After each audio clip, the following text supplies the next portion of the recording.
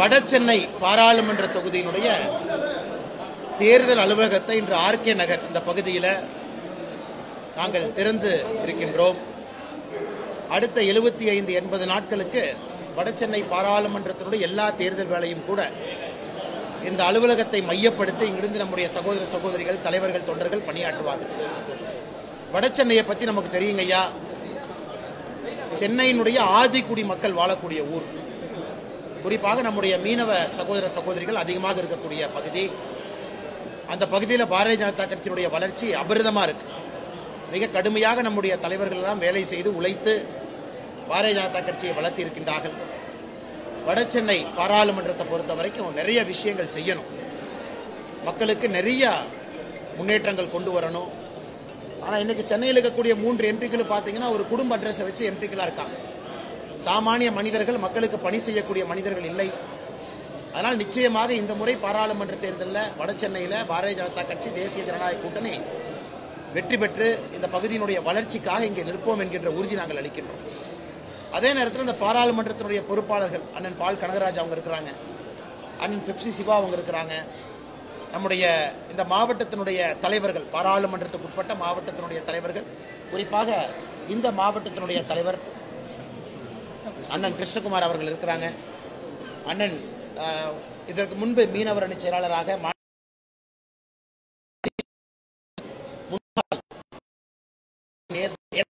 அவர்கள், சென்னை பெருங்கோட்டத்தினுடைய பொறுப்பாளர் அண்ணன் கருணாகராஜன் எல்லாம் இருக்கிறாங்க. ஸோ நிச்சயமாக எனக்கு நம்பிக்கை இருக்கிறது, அடுத்த 80 நாட்கள் இந்த பாராளுமன்றத்திற்கான வேலையெல்லாம் மிக கடினமாக செய்து பாராளுமன்றமாக ஒரு வெற்றி கோட்டையாக பாரதிய ஜனதா கூட்டணிக்கு மாற்றி காட்டுவார்கள்.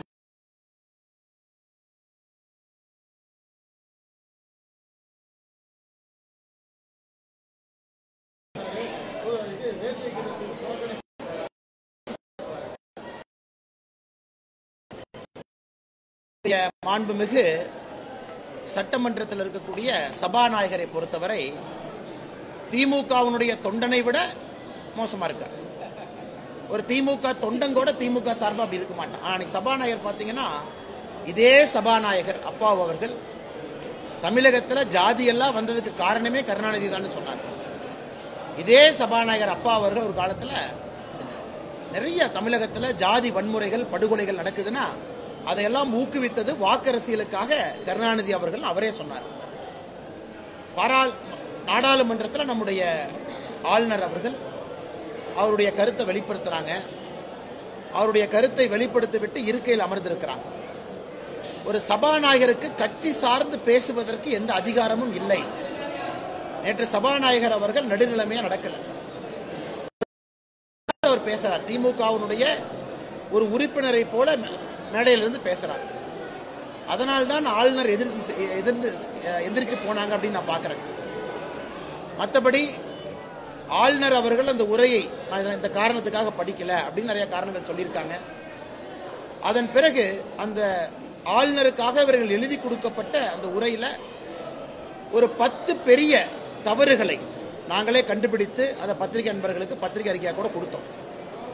அது அனைத்தும் தவறு என்று சொல்வதை விட திட்டமிட்டு பரப்பப்படுகின்ற பொய் என்கின்ற வார்த்தை தான் சரியா இருக்கணும். உங்களுக்கு முன்னால் திரும்ப அதை சொல்லணும் அப்படின்னாங்கன்னா, முதல் பொய் என்ன சொன்னாங்கன்னா, இன்னைக்கு இந்தியாவில் முதலீட்டாளர்களுடைய முகவரியாக திராவிட மாடல் அரசு தமிழகம் இருக்கு. எல்லாருக்குமே தெரியும், இருக்கக்கூடிய ஒரு கம்பெனி வெளியே போறாங்க. உலக முதலீட்டாளர் மாநாட்டு கிடைத்த தொகை என்பது ரொம்ப குறைவு வேறு மாநிலத்தை கம்பேர் பண்ணும் பொழுது. 6.6 லட்சம் தமிழகம், 33 லட்சம் யூபி, 26 லட்சம் குஜராத், 10 லட்சம் கர்நாடகா. எந்த அடிப்படையில் பார்த்தாலும் கூட தமிழகம் முதலீட்டாளருடைய முகவடியா இல்லை. உளுந்தூர்பேட்டைக்கு போங்க, உங்க சிப்காட் இருக்கு. 2 ஆண்டுகளுக்கு முன்பு ஒரு ஃபுட்வேர் கம்பெனி, செருப்பு நிறுவனம் ஒன்று 2000 ரூபாய் இன்வெஸ்ட் பண்றேன்னு சொல்லி உங்க பெரிய கையெழுத்து போட்டு அட்வர்டைஸ்மெண்ட்லாம் பண்ணாங்க. ஆனால் வெறும் 2 ரூபா கூட வரல. தமிழகம் முழுவதும் நாங்கள் சுற்றி வந்திருக்கின்றோம். 200 தொகுதிகளை நம்ம கடந்திருக்கோம். எல்லா இடத்துலையும் சிப்காட் எப்படி இருக்கு, தொழில்துறை எப்படி இருக்கு, கரண்ட் பில்லை ஏற்றிட்டாங்க. ஈவன் தமிழ்நாட்டினுடைய ஸ்டேட் ஜிஎஸ்டி ரீஃபண்டே கொடுக்க மாட்டாங்க. அதே 1000 கோடி ரூபாய்க்கு பக்கத்தில் இருக்கு வேறு தொழிற்சாலையை சார்ந்து. அது ஒரு பொய். அது ஆளுநரை போய் படிங்கன்னு சொன்னா ஆளுநர் எப்படி நான் படிப்பாங்க? அடுத்தது 2வது பொய், சென்னை மலை, தென் தமிழக மலையில் ஆளுங்கட்சிக்கு பாராட்டு. சென்னையை உண்மையாலுமே இவர்கள் சென்னை மாநகர இந்த மிக்ஜாம் புயல்ல தென் தமிழகத்தை ஏற்பட்ட மழை காரணமாக மக்கள் தத்தளித்து முதல்வர் அவர்கள் இந்தி கூட்டணிக்காக டெல்லியில் போய் அமர்ந்திருக்கிறாங்க. அதனால் பாராளுமன்றத்தில் இவர்களே அவர்களுக்கு பாராட்டினா கட்சி நிகழ்ச்சியில் பாராட்டிங்க, அது தவறில்லை. ஆனால் ஒரு பொய்யை எழுதி அதை ஆளுநர் அவர்கள் முதலமைச்சரையும் இந்த அரசையும் பாராட்ட வேண்டும் என்று சொன்னால் எப்படி பாராட்டுவாங்க? ஆளுநர் அவர்களே கிரிட்டிசைஸ் பண்ணியிருக்காங்க, சென்னை வெள்ளத்தை இதற்கு முன்பு சரியா ஹேண்டில் பண்ணலன்னு. அதை பாராட்டுங்கன்னா எப்படி பாராட்டுவாங்க? அடுத்து மூன்றாவது பொய், அதாவது 20,000 கோடி சரக்கு மற்றும் சேவை வரி இது கொண்டு வந்தனால 20,000 கோடி தமிழகத்திற்கு கொடுங்க அப்படின்னு. 2017 ஜிஎஸ்டி வந்துச்சுன. ஜிஎஸ்டி வந்த பிறகு நம்முடைய மத்திய அரசு சொன்னாங்க அடுத்த 5 ஆண்டுகள் 14% வளர்ச்சியை கணக்கு போட்டு நாங்க உங்களுக்கு காம்பன்சேஷன் கொடுக்கிறோம் அப்படின்னு.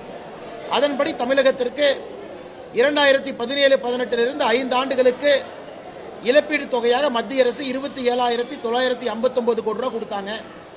அது இல்லாமங்கன்னா கொரோனா காலகட்டத்தில் நிதி பற்றாக்குறையை சமாளிக்க 14,336 கோடி ரூபாய் கொடுத்தாங்க. இன்னைக்கு தமிழக அரசு இழப்புனா எப்படி இழப்புன்னு சொல்லணும், சும்மா இழப்புன்னு எழுதக்கூடாது. எல்லாத்துக்குமே இன்னைக்கு பொருளாதாரம் தெரியும். இழப்புனா எப்படி?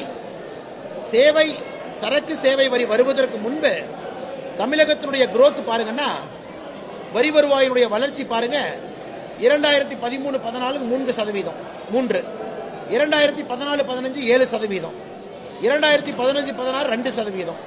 2016-17 7%.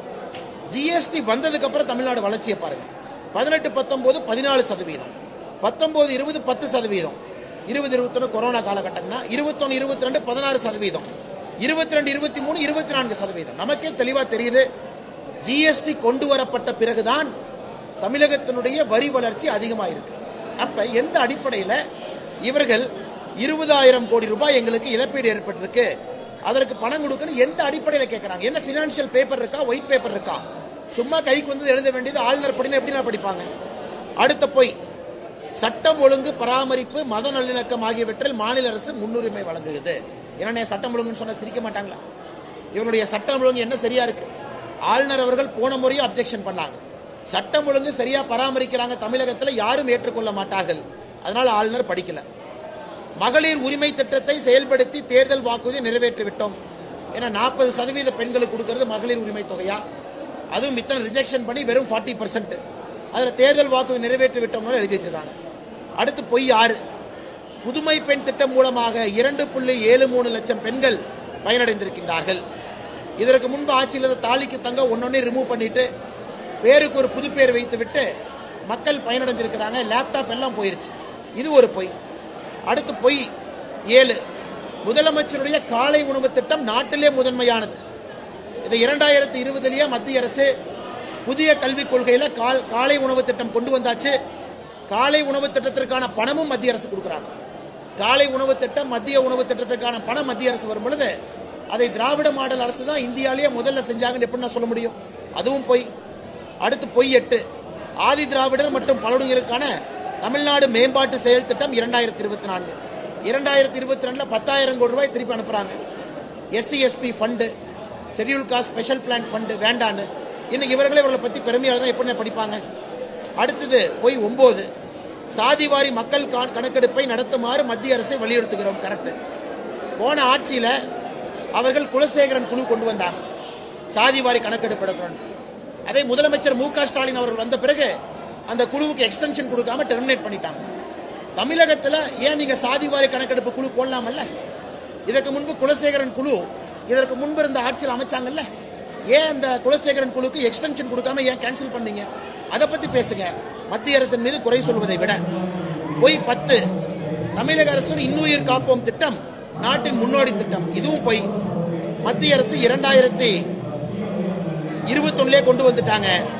விபத்தில் யாராச்சும் மாட்டி இருந்தாங்கன்னா அவங்க எடுத்துட்டு போய் ஹாஸ்பிட்டல் அட்மிட் பண்ண 5,000 ரூபாய், நல்ல குடிமகன் என்று 5,000 ரூபாய் மத்திய அரசு கொடுப்பாங்க. அந்த திட்டம் மத்திய அரசு, அதுக்கு ஸ்டிக்கர் ஒட்டுறாங்க. சுருக்கமாக சொல்ல வேண்டும் என்றால், நேற்று ஆளுநர் உரைக்கு அவர்கள் எழுதி கொடுத்ததெல்லாம் முதலமைச்சர் அவர்களை சுய புராணம். அது ஆளுநர் அவர்கள் இத்தனை பொய் இருக்கு, இத்தனை டேட்டா தப்பு இருக்கு, நான் படிக்க மாட்டேன் அப்படின்ட்டாங்கன்னா, ஆளுநர் படிக்க மாட்டேன்னு சொன்னது சரியா தப்பா அது இன்னொரு டிபேட்.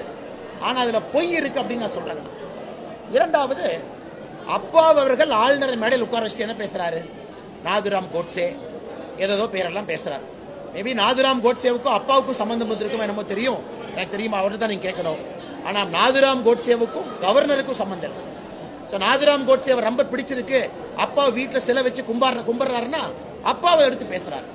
பாரதிய ஜனதா கட்சிக்கும் யாருக்கும் நாதுராம் கோட்சேக்கு சம்பந்தம் இல்லை. கவர்னர் அவர்களுக்கும் நாதுராம் கோட்சேக்கு சம்பந்தம் இல்லை.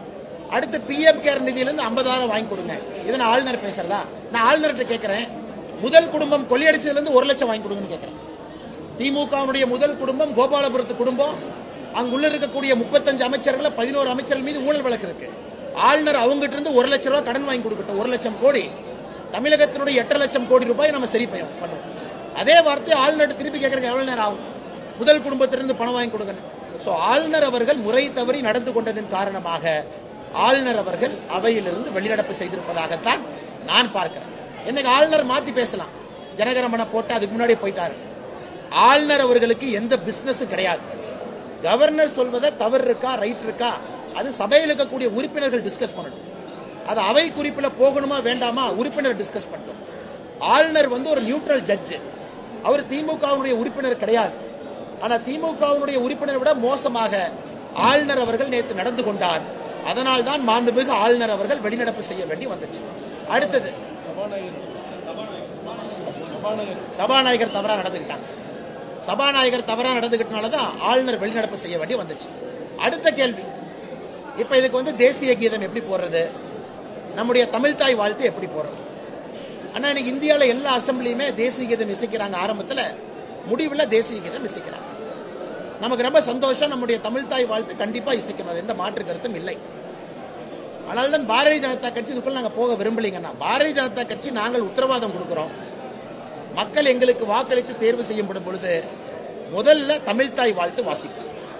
தமிழ்தாய் வாழ்த்து முழுமையான தமிழ்தாய் வாழ்த்தா இருக்குது. கலைஞர் கருணாநிதி அவர்கள் ஒட்டின தமிழ்தாய் வாழ்த்து இல்லை, முழுமையான தமிழ்தாய் வாழ்த்து இசைத்த பிறகு ஜனகணமன இசைக்கும். அதன் பிறகு சபை நடவடிக்கைகள் நடக்கும். சபை நடவடிக்கைகள் நடந்து முடிந்த பிறகு மறுபடியும் தேசிய கீதத்தை இசைத்து முடிவு கொண்டு வரும். இது எங்களுடைய ஸ்டாண்டை சொல்ல முடியும். மற்றபடி ஆளுநருடைய கருத்து அரசு ஏத்துக்கிறது ஏத்துக்காது அரசுக்கு விட்டது. ஆனால் பாரதிய ஜனதா கட்சியினுடைய ஸ்டாண்டு தமிழ்தாய் வாழ்த்து, முழுமையான தமிழ்தாய் வாழ்த்து இசைத்த பிறகு தேசிய கீதத்தை இசைத்து அவை நடவடிக்கைகள் நடத்தி தேசிய கீதத்தோடு முடிப்போம். இது எங்களுடைய கொள்கை. இதை திமுக காரங்க இசைப்பன்னு சொல்லுவாங்க, இல்லாமல் இருக்கலாம், அவங்களுக்கு விட்டதுன்னா அதை பற்றி நான் கருத்து சொல்ல விரும்பவில்லை. அடுத்ததுங்க,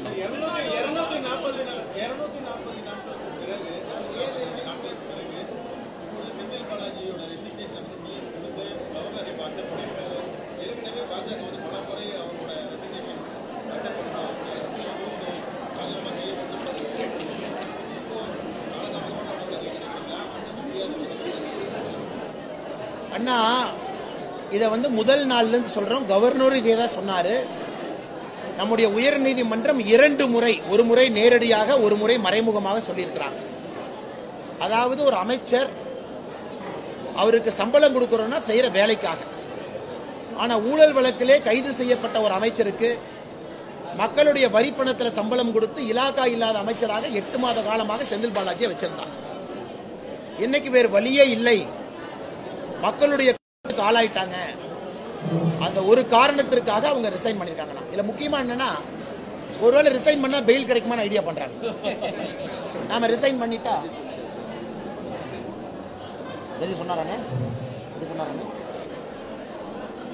நம்ம பால்கனராஜன் அவர் கோர்ட்ல இருக்கும் பொழுது, இந்த நீதிமன்றத்தில் இந்த ஆர்கியூமெண்ட் நடக்கும் பொழுது பால்கனராஜனை சொல்றது, செந்தில் பாலாஜி அவர்கள் அமைச்சர் பொறுப்புலேருந்து ரிசைன் பண்ணிட்டு அதுக்கப்புறம் பெயிலை பற்றி பார்க்கலான்னு உள்ள நீதிமன்றத்தில் அப்படிதான் ஆர்கியூமெண்ட்டே போச்சு.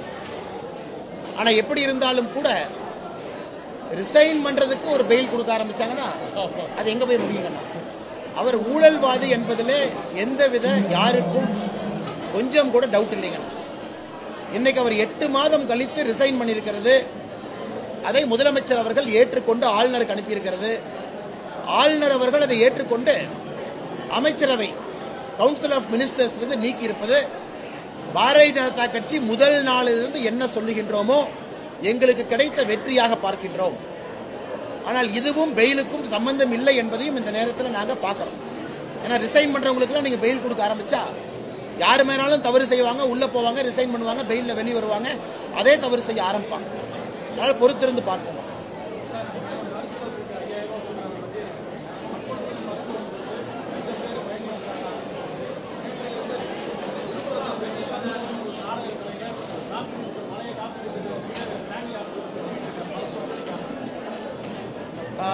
இப்போ இருக்காரானே?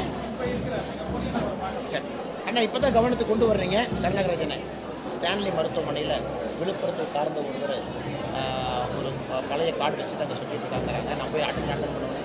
அண்ணா இது நீங்கள் அட்டன் பண்ணுறோன்னா எனக்கு தெரியாது. இப்போ தான் நீங்கள் சொல்கிறீங்க, நான் அட்டன் பண்ணுறேன். கருணாகராஜன் நீங்கள் அட்டன் பண்ணுவார். வேற என்ன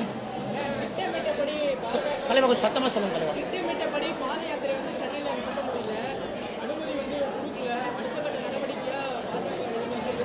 அண்ணா சென்னையிலே பாத யாத்திரை நடத்த வேண்டிய அவசியம் இல்லை அண்ணா. இது யாத்திரை தானே.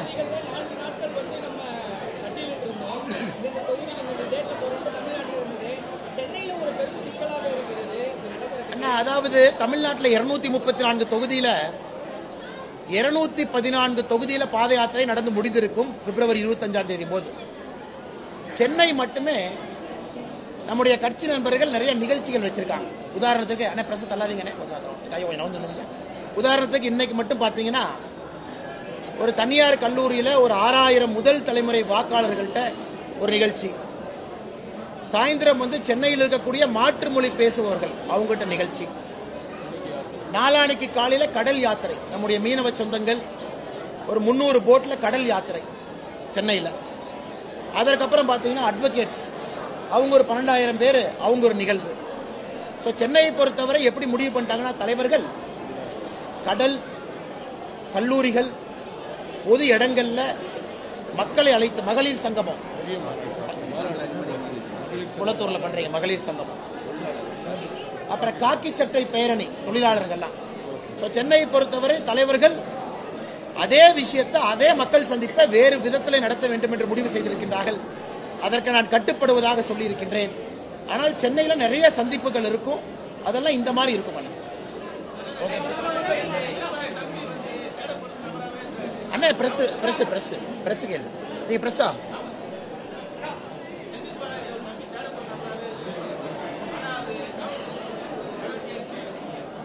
அண்ணா இப்ப நான் என்ன கணக்கு போடுறேன்னா, செந்தில் பாலாஜியை பெயில கொண்டு வர்றதுக்காக அடுத்த ஒரு வாரத்துக்குள்ள செந்தில் பாலாஜி தம்பியை சரண்டர் பண்ணுவாங்க.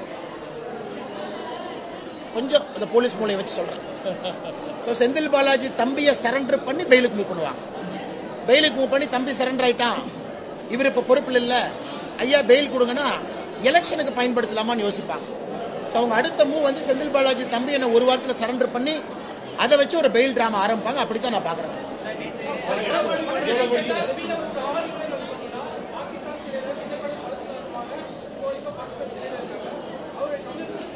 அண்ணா கொஞ்சம் சத்தமா சொல்லுங்க.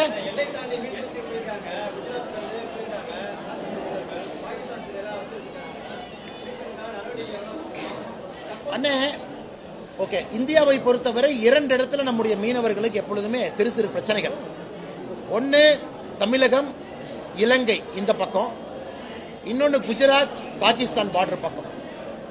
ஆனால் குஜராத் பாகிஸ்தான் சைடில் என்னன்னா, வருடத்திற்கு ஒரு முறை பாகிஸ்தானிலிருந்து வந்த மீனவர்கள் கைதாகி நம்ம சிறையிலையும், நம்முடைய மீனவர்கள் பாகிஸ்தான் சிறையில் இருக்கும் பொழுது இரு நாடுகளும் மீனவர்களை இந்த பக்கம் விடுவித்து அந்த பக்கம் விடுவிப்பாங்க. அதுதான் ஜெனரலா இத்தனை ஆண்டுகளாக ஒரு தீர்வு. பாகிஸ்தானை பொறுத்தவரை உங்களுக்கு தெரியும், அது ஒரு எதிரி நாடு. அதில் நாம பேசி ஒரு மீனவரையும் கொண்டு வந்து கொண்டிருக்கின்றோம். ஆனால் ஒரு முறையும் மீனவர்களை விட்டு மீனவர்களை கொண்டு வரோம். நீங்க பார்த்திருப்பீங்க, கட்டார்ல 8 நம்முடைய நேவியிலிருந்து பெரிய மனிதர்கள் வேறு வேறு பொறுப்பில் இருந்தாங்க. அவர்களை கிட்டத்தட்ட 18 மாதமாக சிறையிலிருந்து அவர்களுக்கு தூக்கு தண்டனை கொடுத்தாங்க. இன்னைக்கு நம்முடைய பாரத பிரதமர் அவர்கள் 8 பேர்த்தையும் பத்திரமா மீட்டிட்டு வந்துட்டாங்க. பிரதமர் அவர்கள் இன்னைக்கு கிளம்புறாங்க. இன்னைக்கு அபுதாபி, UAE, கட்டார் எல்லாம் போறாங்க. ஸோ தூக்கு தண்டையில் இருந்த 8 பேரை ஒரு சின்ன சராய்ப்பு இல்லாம பிரதமர் அவர்கள் இந்தியாக்குள்ள திரும்ப கொண்டு வந்துட்டாங்க. அதனால் மீனவர்கள் எங்கே இருந்தாலும் கூட இன்னைக்கு பால்ல பாருங்க, நம்மளுக்கு போய் ரிசீவ் பண்ணிட்டீங்களே. இலங்கையிலிருந்து விடுதலை வந்த 10 மீனவர்களை பாரதிய ஜனதா கட்சி அதிகாலையில் விமான நிலையத்தில் போய் ரிசீவ் பண்ணிட்டு வந்திருக்காங்க. ஆனால் நாங்கள் தெளிவாக இருக்கின்றோம், இந்திய மீனவன் எங்கே இருந்தாலும் கூட இந்திய அரசு எல்லா முயற்சி எடுத்து கொண்டு வருவோம். ரீசெண்டா நீங்க பார்த்திருப்பீங்க பிரிட்டிஷ் ஐலண்ட், அது எப்படி அங்க போய் மாட்டினாங்கன்னே தெரியல. அந்த காத்து கப்பலை தள்ளிட்டு போயிடுச்சு. அங்கே இருந்த மீனவர்களையும் கொண்டு வந்திருக்கும். இலங்கை மட்டுமல்ல, எங்கே மீனவர்கள் சென்றாலும் கூட தமிழக பாரதிய ஜனதா கட்சி உடனடியாக வெளியுறவுத்துறை அமைச்சர்கிட்ட பேசி உடனடியாக நடவடிக்கை எடுத்து இலங்கை சிறையிலிருந்து வேறு வேறு சிறையிலிருந்து கொண்டு வருகின்றோம். அதே போல பாகிஸ்தான்ல இருந்து வருவாங்கன்னா, பட் ப்ரொசீஜர் அங்க வேற. கொஞ்சம் நான் அதே தான் சொல்றேன். ஆளுநர் உரை வந்து உப்பு இல்ல, சப்பு இல்ல, வெங்காயம் இல்ல, காரம் இல்ல, மிளகாய் இல்ல, ஒண்ணுமே இல்ல, வெந்தண்ணியை கொடுத்துட்டு சாம்பார்னு சொல்ற மாதிரி.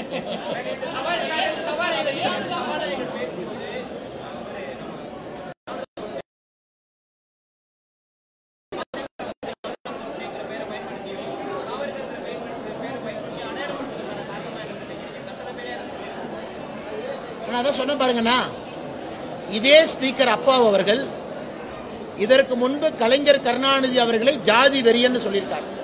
தமிழகத்திலே ஜாதி கலவரங்களுக்கெல்லாம் கலைஞர் கருணாநிதி அவர் தான் காரணம் சொல்லியிருக்கார். ஆனா இன்னைக்கு அப்பாவு அவர்கள் இவங்க பக்கம் ஜால்ரா அடிக்கணும் அப்படிங்கறக்காக தான் ஒரு சபாநாயகர் என்பதை மறந்து வாய்க்கு வந்தெல்லாம் பேசுறார். நேத்துனே ஆளுநர் அவர்கள் பேசுனதுக்கு தப்போ சரியோ உறுப்பினர்கள் சொல்லட்டும், அது வேற. உறுப்பினர் கருத்துக்கு நான் பதில் கருத்து சொல்ல போறது இல்லை. திமுக ஒன்று சொல்லுவாங்க, இன்னொரு கட்சிக்காரன் காங்கிரஸ் ஒன்று சொல்லுவாங்க, அது வேறு. ஆனா நடுநிலையாக இருக்க வேண்டிய ஆளுநர், சபாநாயகர் ஆளுநரை அமர வைத்துக் கொண்டு சபாநாயகர் அவர்கள் ஆளுநர் அவர்களை பற்றி தவறாக பேசியிருப்பது எந்த காரணத்திலும் ஏற்றுக்கொள்ள முடியாது. ஏன்னா ஆளுநர் பையன் பொண்ணுக்கு சீட் எதிர்பார்ப்பாருன்னு எனக்கு அப்படிதான் தோணுது இல்லைங்களா? அவர் ஆளுநரோட பிஹேவியர் எல்லாம் பார்த்தா அவருடைய குடும்பத்தில் யாருக்காச்சும் சீட்டு வாங்கலாமான்னு ட்ரை பண்ணிட்டு இருக்காரு சபாநாயகர். சரி, மாத்தி மாத்தி சொல்றேன், கொஞ்சம் கத்தி பேசுறதுனால மாத்தி மாத்தி பேசுறேன். சபாநாயகர் பையனுக்கு எம்பி சீட்டா? சோ சபாநாயகர் அவரை பொறுத்த வரைக்கும் நேத்து அவர் நடந்து கொண்ட விதத்தை பார்க்கும் பொழுது அவர் குடும்பத்தில் யாருக்கோ எம்பி எம்எல்ஏ சீட் கேட்கிறாரு. கருணாகராஜன் சொல்றாரு, நான் அந்த பகுதி எனக்கு தெரியும், பையனுக்கு எம்பி சீட் இல்லாட. ஆளுநர் அவர்கள் அந்த மாதிரி அமர்ந்திருக்கும் பொழுது சபாநாயகர் கொச்சைப்படுத்தி பேச வேண்டிய அவசியம் இல்லை. இதுக்கு மேல கத்தி பேச முடியாது.